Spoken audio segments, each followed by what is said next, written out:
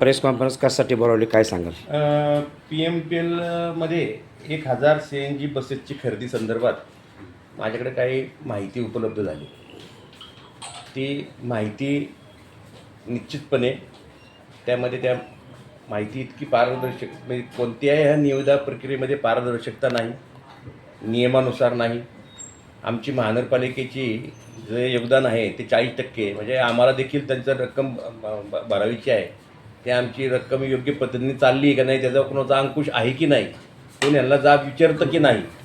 आज विचार करा, जर टाटा आणि अशोक लेलँड खरं तर 3 निविदा लागतात, 3 वेळा मुदतवाढ द्यावी लागते. ते काय तसं काय घडलेलं नाही. L1 टाटा आलं, मग L2 झालं कसं, याच्यामध्ये संदिग्ध आहे, त्याच्यामध्ये संशय आहे. तर त्यांनी मी त्यामुळे जाहीर पत्र दिलेलं आहे की त्यांनी माझे हे खुलासे दूर करावेत. एक तर मुळात PMPLचा एकत्रितकरण झाल्यानंतर म्हणजे पुणे मनपा आणि पिंपरी चिंचवडचं मिळून ते PMPL झाल्यानंतर पिंपरी चिंचवडच्या रहिवाशांना त्याचा लाभ आहे का? भुर्दंड का हात देतोय आपण रक्कम, ती भुर्दंड आहे का? त्यामुळे ह्या सर्व गोष्टीची प्रामुख्याने चौकशी व्हावी. मी PMPLचे सचिव त्यांना CEO त्यांना देखील पत्र दिलेलं आहे. मी आयुक्तांना देखील पत्र दिलेलं आहे. स्थायी समितीचे अध्यक्ष अभिषेकजी बारणे हे देखील सदस्य आहेत. म्हणजे एवढी मोठी बस खरेदी करताना करा, बस खरेदीबद्दल आमचा कोणताही आक्षेप नाही. वाढती लोकसंख्या आहे, शहर वाढतं आहे, शहरीकरण झालेलं आहे, लांबवर प्रवास असतो, पण कुठेतरी पारदर्शकता ठेवा. संशय निर्माण होईल, तुम्ही असं का वागता?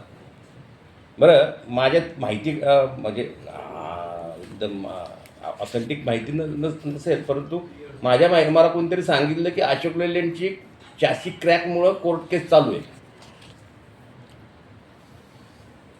तुम्ही मग कोणती माझे काय दोन्ही कंपन्या काय नातेवाईक नाही, आणि दोन्ही कंपन्या काय मी त्यांच्या दोन्ही कंपन्यांच्या विरोधात नाही. जे तुमच्या समोर येतं ते मी बोलतो.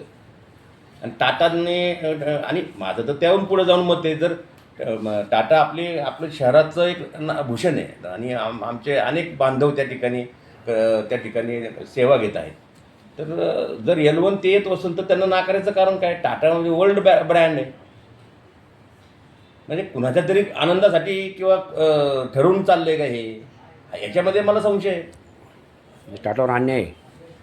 टाटावर अन्याय आणि संस्थेवर पण अन्याय ना आमच्या. टाटावर तर 100% म्हणजे आता ते नियमाप्रमाणे तर आहेच ना. त्यामुळं मला वाटतं की याची कठोर चौकशी होऊन त्याच्यावर कारवाई करावी. कुणीच बोलत नाही. याच्यामध्ये संचालकाचा दोष आहे का, काय वाटतं तुम्हाला? जे निविदा प्रक्रियेमध्ये आहेत ते कुणी असो, ते सर्वच दोषी म्हणण्यापेक्षा त्यांनी एक तर माझ्या पत्राचा खुलासा करावा.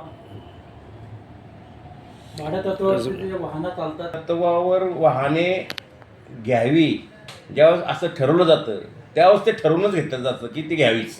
ती काय बंद वगैरे होणार नाही. 1000 बस खरेदीचा संदर्भ येतो त्यासमोर नाही, 1000 हा पार्ट वेगळा आहे. आता शहर मोठं आहे आणि CNG काळानुरूप बदलणं हे देखील गरजेचं आहे. प्रदूषण मोठ्या प्रमाणावर होत आहे, त्यामुळे ह्या सर्व बदल हे स्वीकारावेच लागतील. बसच्या खरेदीबाबतीत देखील आमचा विरोध नाही. तुम्ही PMPLला पत्र दिलं, ह्या पत्राची जर त्यांनी दखल घेतली नाही तर पुढच्या भविष्यात काय असेल तुमच्या? परत एकदा आम्ही वरिष्ठांकडे जाऊ, त्यांच्या वरिष्ठांकडे जाऊ. बाजार भावापेक्षा केलं का, तुम्हाला काय वाटतं? बाजार भावापेक्षा जास्त किमतीने या बसेस खरेदी केल्या आहेत का? त्याबद्दल मला शंका आहे, म्हणून मी प्रश्न विचारला. आता ते मला निरसन त्याचं होईल त्यांचं आल्यानंतर, मग त्यावर मी भाष्य करेल. त्यावर कमिटीवरती स्टँडिंग चेअरमन सदस्य आहेत, त्यांच्याकडून त्यांनाही पत्र दिलं. महापौर पण आहे. त्यांनाही पत्र दिलं.